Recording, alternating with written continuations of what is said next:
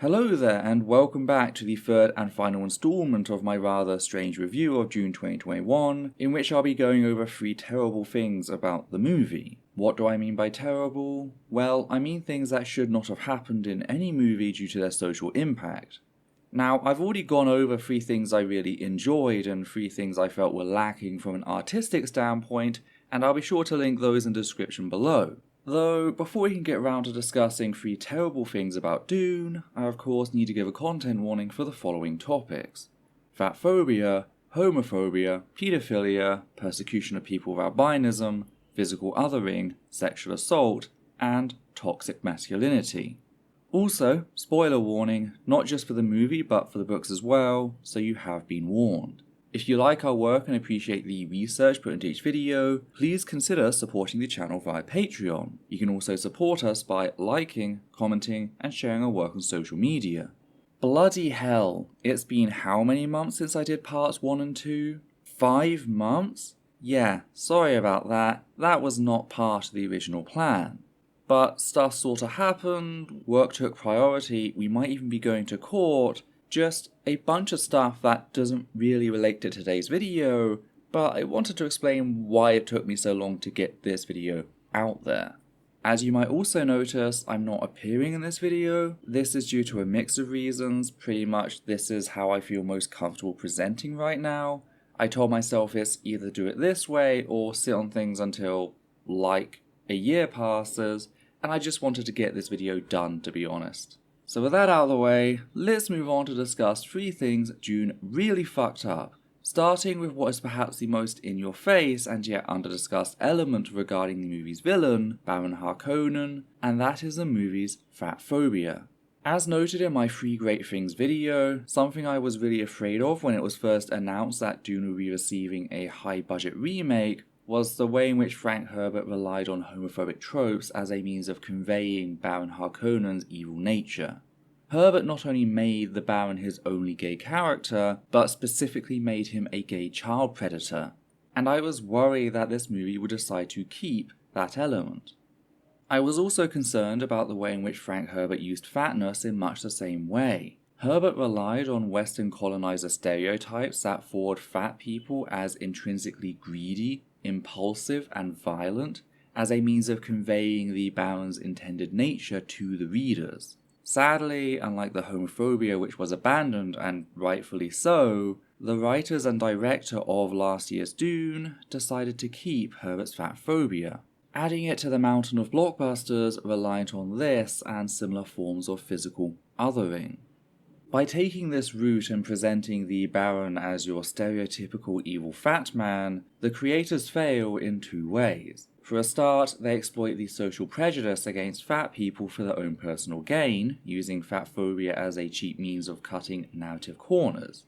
After all, the more they fall back on social prejudice, the less time, money, and effort they have to put into actually showing the Harkonnens' evil nature through their actions. It is lazy money grubbing that comes at the direct expense of fat people.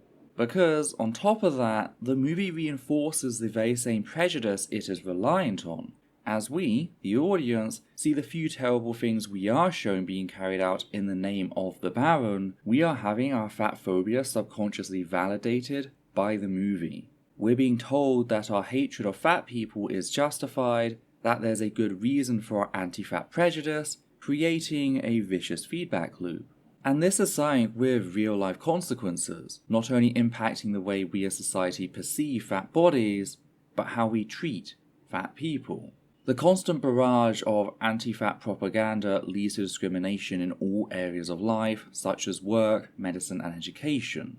It really is horrific when you begin to listen to fat people and learn just how much trauma they are made to endure each day by the rest of us in society. Just to give a clear and quantifiable example of this, in the US, women who are 1 standard deviation above the average weight are paid $10,000 less each year for the same amount of labor as their thinner counterparts, a number that almost doubles to $19,000 for those 2 standard deviations above. Keep those statistics in mind going forward, as they will be important later on. Point is, there is no justification for any of this. Not only is long-term weight loss not viable for most people, even if it were, there is nothing inherently bad about being fat. It is just another natural variation in the human mosaic.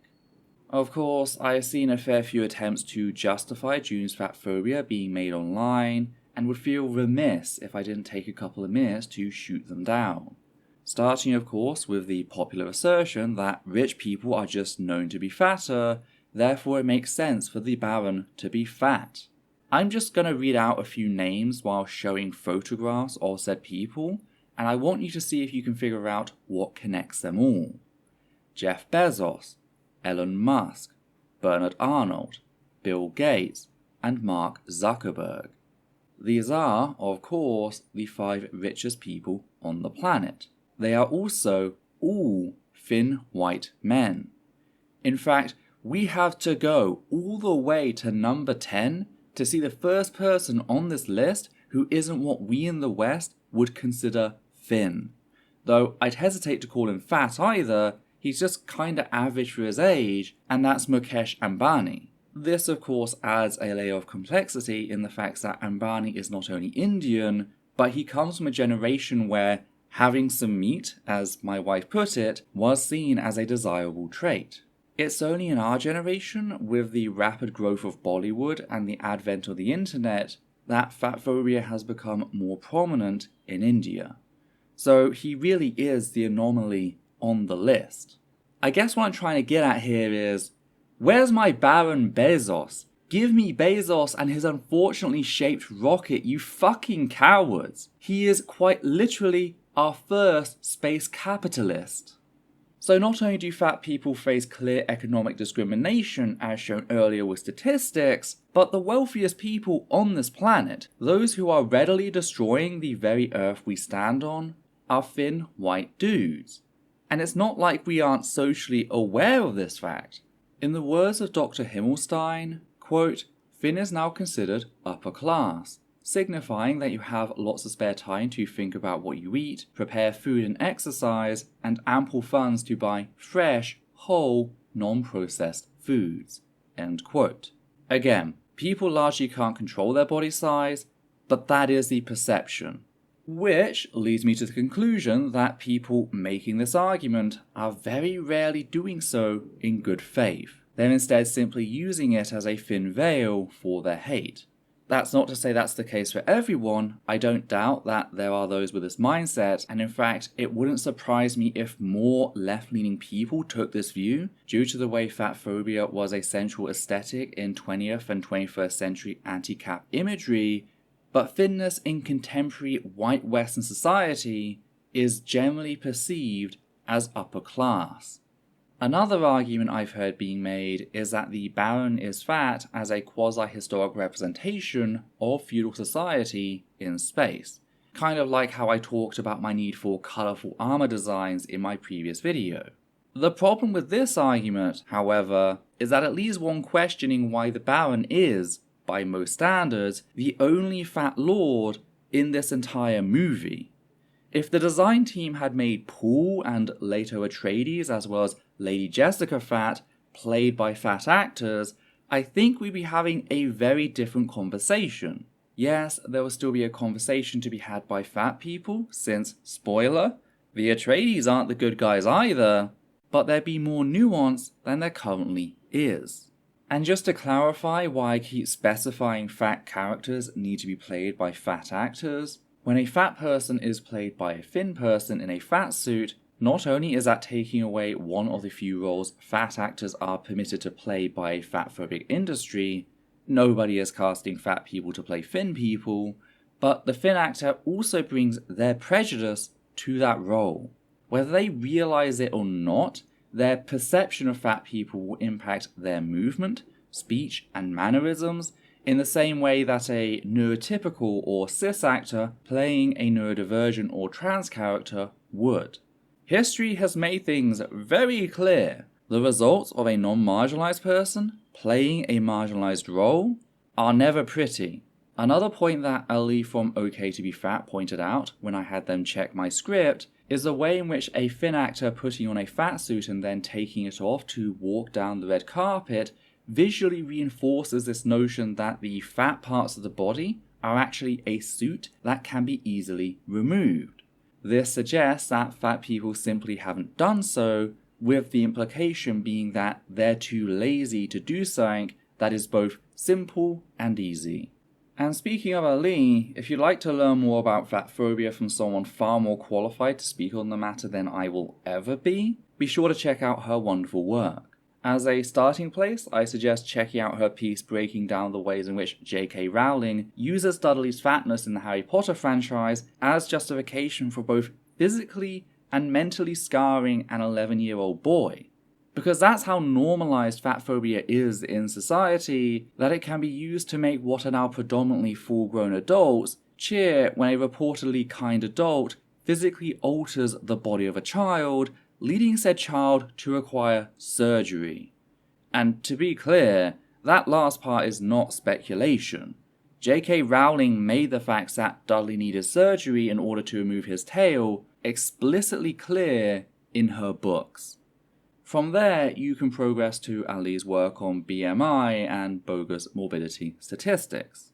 Also, just a quick heads up for anyone commenting on this issue, any comments using the O word that is used as a means to pathologize fatness will not be making it through. Not on this video or any other video on any of the channels I work on, as is the standard for all slurs. It just hasn't come up in my work thus far, so I wanted to make that standard clear now that it has. Sadly, fatphobia is not the only form of physical othering in the movie, which leads me on to my second point, the way in which it stigmatizes those with albinism. Albinism in people refers to a number of genetic variations that result in a person's skin, hair, and eyes having less melanin than is typical. Since melanin is the pigment that gives these features various colours, said natural variations result in paler skin, eyes, and hair to varying degrees. Albinism is rather rare, only being seen in around 1 in every 18,000 to 20,000 people in the US, although there are parts of the world, such as Zimbabwe, in which this number increases to around 1 in every 1,000 people. Sadly, as often happens with physical variants, there's a lot of misinformation about albinism, misinformation that has been used to justify discrimination, and even physical violence. This is especially prominent in certain rural communities found throughout sub-Saharan Africa, including Zimbabwe, where a mixture of a relatively new subset of witch doctor beliefs have blended with Christian colonialism, resulting in the murder of hundreds of people with albinism each year over the past several decades.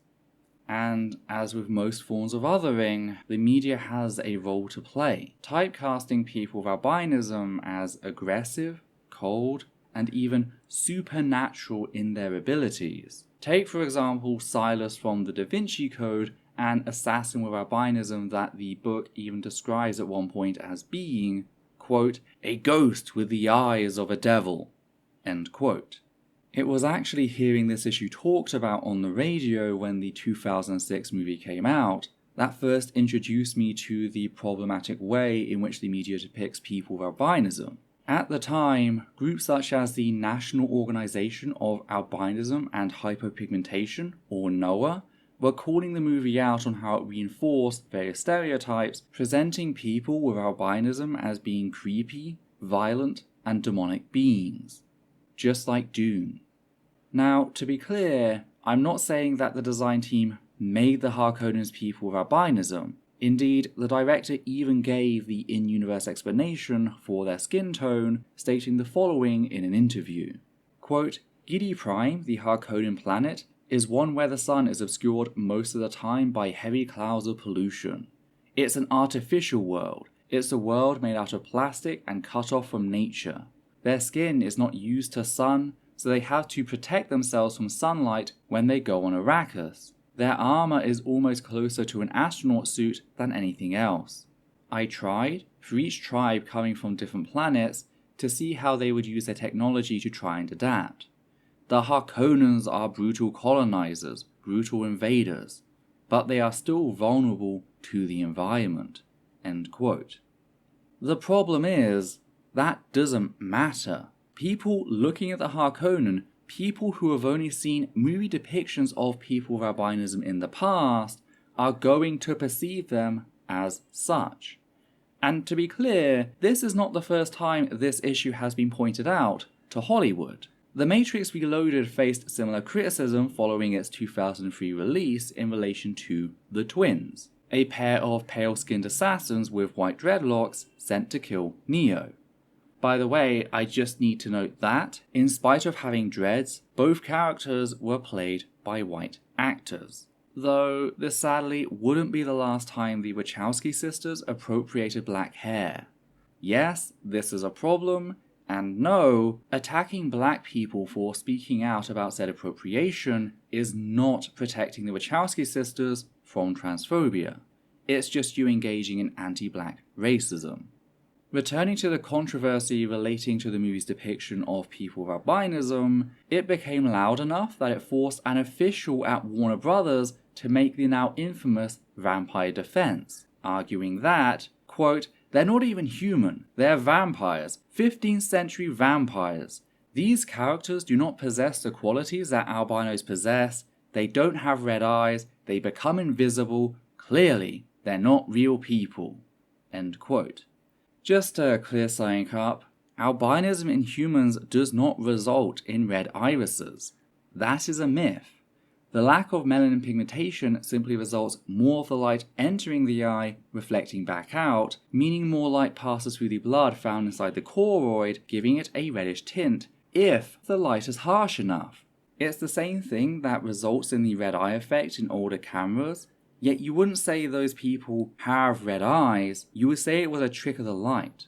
Of course, digital cameras are programmed to account for this, yet they're programmed for people without albinism, meaning people with the trait are still more likely to appear with red eyes in photos. This argument also fails on account of the fact that all the main characters have special abilities in the Matrix.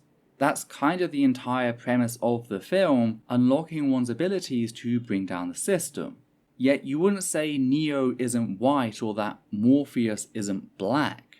What really matters are the associations your average person will make, as pointed out by Dr. Nia Pickett-Miller in her book Deconstructing the Albino Other, a critique of albinism identity in media, in which she states that, quote, "Many perceive the twins to be albino.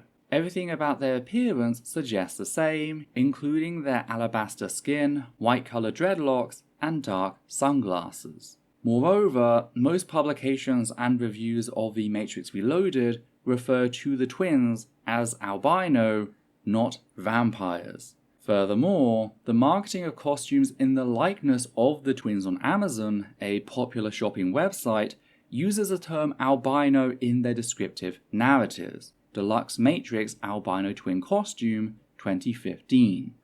End quote. The problem with Dune, much like The Matrix Reloaded, is that intention and effect are two different things. There's nothing about the Harkonnens that differentiates them from people with albinism. In fact, the sensitivity to sunlight is one of the things most people know about in regards to albinism, so it doesn't exactly do the creators any favors. So, similar to The Matrix Reloaded, people are referring to the Harkonnens as albinos. Hell, I even came across one review referring to them as the, quote, brutal albino Harkonnens, end quote, very openly placing the Harkonnens' brutality next to their perceived albinism. So whether it was intended or not, Dune exploits and perpetuates social prejudice towards people with albinism in a similar fashion to how it does fat people. Yet, there are a couple of secondary issues this results in, such as distancing colonial atrocity from the actions of white Europeans. Again, the director himself stated that he was going for a narrative of colonialism that's an essential element of the book, and yet, I can't help but feel like the physical changes were made, at least in part, to make people like myself more comfortable with the violence they were seeing on screen, by not drawing attention to the fact that we've come to define colonialism through our atrocities. A white European looking at this is not going to see themselves and reflect on their history. They're going to compartmentalize what they see as the actions of evil people with albinism, which also weakens another message of the original book, and that's the fact that the Atreides are not the good guys. Now, Frank Herbert also relied on physical othering in his books, specifically Fatphobia, but he was smart enough to include the character of Fade Rafu Harkonnen, who we haven't seen yet in this latest version. Unlike the rest of the Harkonnen, Fade is very specifically described as being both conventionally attractive and charismatic, sharing both traits with Paul. This is done to present Fade as some sort of mirror to Paul, inviting the audience to really think critically about Paul's character. Both Fade and Paul use their charisma to manipulate those around them into doing violence, begging the question, is Paul good because of his actions, or is he merely good because Herbert made him the protagonist? And you can't really do that with the changes implemented here. Unless they pull some excuse out of their ass, Fade is going to share his uncle and his brother's complexion. He is going to be physically othered, and this mirroring breaks down completely. And don't even get me started on the whole mess that is Jessica's and Paul's lineage. If you've read the books, you know exactly what I mean. But let's say you don't care about hurting people. Let's just say you're in this for your selfish reasons. Why should you still abandon physical othering in your art? Well, for a start, it puts an expiry date on your piece. There is no justifiable form of physical othering, meaning that, one by one, the prejudices regarding certain bodies will be criticized and dismantled, and your piece will ultimately be abandoned, buried with the rest of the shit humanity wishes to forget.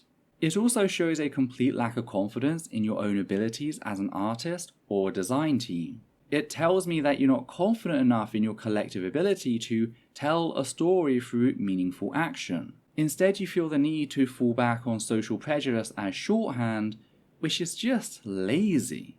I would have preferred the design team put more effort into their writing and storyboarding to show me that the Harkonnens are brutal and evil. But instead they decided to take the path of amateurs who aren't worth their salt in what is largely a beautiful movie with a lot of time and passion poured into it. The Harkonnen design really is the movie's weak link. That's not to say the Atreides are flawless either, with the character of Paul having gone through certain changes that really lessen the impact of his trials and tribulations. I speak of course of the duel between Paul and Jamis, though not really the duel itself, more what happens afterwards. You see, in the original books, Paul began to cry after he struck down Jamis, in part due to the fact that this was the first time he had ever taken a life. Now, Paul expects to be admonished for his tears, yet instead he's surprised to discover that the Fremen not only accept his tears, but honour them.